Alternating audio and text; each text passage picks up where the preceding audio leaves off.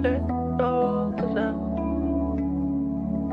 SMB, self-made bully.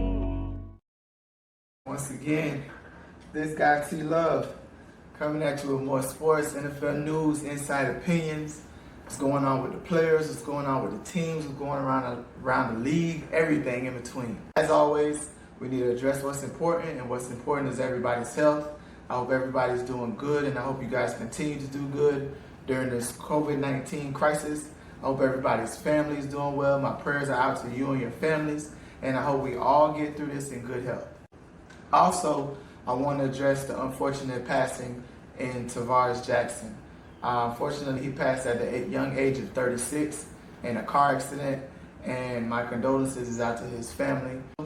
Also, I want to address the unfortunate passing in Eddie Frazier, who's from my hometown, who has made an impact in the community. He's definitely gone too soon as well. And once again, my condolences is out to him and his family. And I hope you guys too remember all the good things he's done, to remember his life and not the last thing that he went through. Now, on to a brighter note, let's get into these sports. Today we talking more about the draft, but today we talking specifically about a player. We talking Tua Tagovailoa. Yeah, that's right. I said his name right. Tua Tagovailoa. You try. Nah, that ain't it. But anyway, Tua Tagovailoa is the subject today. And the reason why he's a subject is because he's a very interesting player to me. Not heard of once he got to Alabama. He made his name known in the second half of the 2018 championship when he came in for Jalen Hurts. Jalen Hurts started a little slow. I guess Nick Saban felt like he needed to switch it up. He needed to throw a curveball, and that's when he put in Tua. He put Tua in, and from there, his career went off. He won the national championship for them. He was a runner-up in 2019 for the Heisman Trophy. He's just been a dynamic player since he got under him for the Crimson Tide of Alabama. He can make any throw. He has a lot of arm strength. He has touch. He definitely has accuracy, and his mobility is second to none. He isn't the fastest quarterback on the field, but you definitely have to watch his feet if things break down. And it's a lot to be said about Tua. He's a very smart kid. He's about 6'1", 218 pounds, which is a little smaller than the average quarterback, but he's not a small quarterback. Like I said before, he definitely has the arm strength and the arm talent to make any throw that any quarterback can make or needs to make as a starting quarterback for any football team. Tua is a very interesting player. He thinks of himself to be more like a Drew Brees. I see him as a Russell Wilson. He, to me, is exactly like Russell Wilson. When his helmet's on, his pads are on, I can't tell the difference between if Russell Wilson is playing in college or if Tua is playing for the Seattle Seahawks. He idolizes Drew Brees. He idolizes Drew Brees, which to me is not a bad idol at all. Drew Brees is a very accomplished NFL quarterback. He has a Super Bowl ring. He played for two great organizations. What's interesting about Tua idolizing Drew Brees is, at one point, Drew Brees himself was under a lot of fire because of injuries. A lot of teams gave up on Drew Brees once he had a shoulder injury, I believe, to have Tommy John surgery. A lot of players at the time, once they had that injury, that was it for their career. Drew Brees had that injury, he had his surgery, everything checked out, but a lot of teams were very hesitant on Drew Brees. And the New Orleans Saints didn't give up on Drew Brees. They believed in him, they signed him, he went on to do great things and has continued to do great things for the New Orleans Saints. When it comes to Tua, same situation. They also pulled up past injuries of Tua's, and now they're marking him as injury prone. So now a lot of teams are backing away from him. His projection in the draft isn't as high as it once was. But Tua is brushing all of that to the side. Tua himself says he's fine. He says he's in full health, co-signing what his doctors are saying, what multiple doctors are saying. He believes in his ability. He believes that he's ready to play football once the NFL season starts. Can you blame him? No, you can't blame him. Also, to add to that the NFL is a physical game.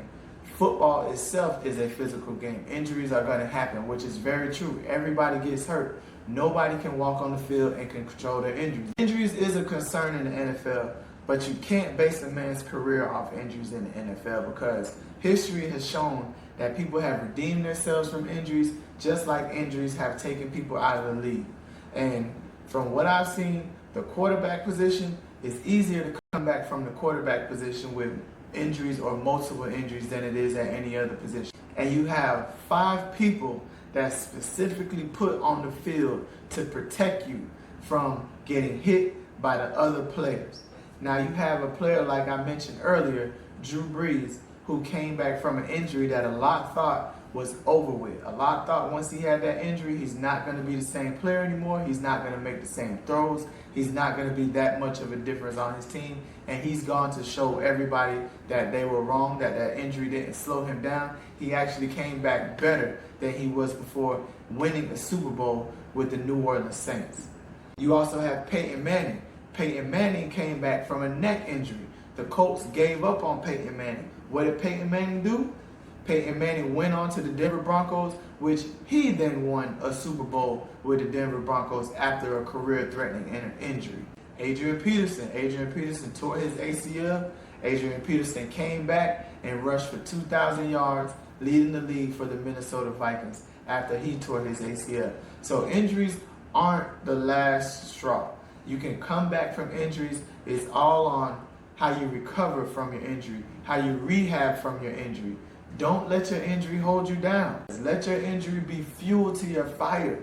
Once you get hurt, tell yourself, I'm going to come back stronger. I'm going to be better. I'm going to work harder. And to me, that's what Tua's doing. Tua's working harder. Tua shut down all of his social media. Tua shut off his phone. He's not paying attention to what's going on the outside. Tua is focused on rehabbing. Tua is focused on getting ready for the NFL draft. Everybody handles injuries different, and that's all that Tua is trying to say. Apart from what he's trying to say, is what he's trying to show. What Tua has shown, he's shown that he still has that arm, and he also shown that that hip injury hasn't slowed him down. On Tua's pro day, he showed a lot of mobility. He showed that arm strength that we once talked about in his pro. He showed pocket awareness, he showed pocket mobility and escapability on his pro day between him and his coaches and the players that he brought for his pro day. Trent Dilfer has been giving him very high praises, saying that he's still the #1 overall pick in the draft, and that's what we're waiting to see come draft day. Is Tua that #1 overall pick, whether he's had injuries in the past or not, or even because Joe Burrow won the Heisman and also won the national championship with LSU? Does that trump what Tua has done in his career? I personally can't wait to see what happens in the draft, because as you can see, I'm a Dolphin fan, and we're projected to get Tua. Hell yeah, I want Tua. I'd love to see Tua in a Dolphin uniform. Like I said, he reminds me of Russell Wilson. Russell Wilson is one of the best quarterbacks right now in the league. Another reason, he's mobile. Everybody right now is adapting to getting a mobile quarterback in this league. Like I said, the players are getting faster. Teams are getting faster. They're getting stronger. So you need a little mobility at the quarterback position. Another reason, his arm strength. He has a lot of arm strength. We have a few weapons at the wide receiver position that definitely requires arm strength. We also have players that require some touch in our tight end position, our running back position, and he has the touch ability. He can make every throw on the field, in my opinion. He's 6'1", but that means nothing to me anymore. There's a lot of players that's 6'1" or shorter at the starting quarterback position. Kyler Murray was just drafted, and he's supposed to be 5'10". You have Baker Mayfield, who's 6 foot. Drew Brees, who's 6 foot. Doug Flutie, who's extra small. You have a lot of players that's under the 6'1" stature in the NFL at the quarterback position who's making a difference for their team. So his height means nothing to me. I'm going strictly off to his ability on the field, and his ability on the field says to me that this is a starting quarterback that I would like to lead my team. I'm excited to see what Miami does. I'm excited to see what Tua does. So everybody pay attention. Everybody make sure you're tuned into the NFL draft to see where Tua goes, because this is going to be a historical moment. This is going to be something that we talk about 10 years from now, and I can't wait. So once again, guys, thank you for tuning in. Thank you for listening. Drop some comments below. Hit the like button. Hit the subscribe button. Hit the bell so you know when I drop another video, and I can't wait to see you guys soon.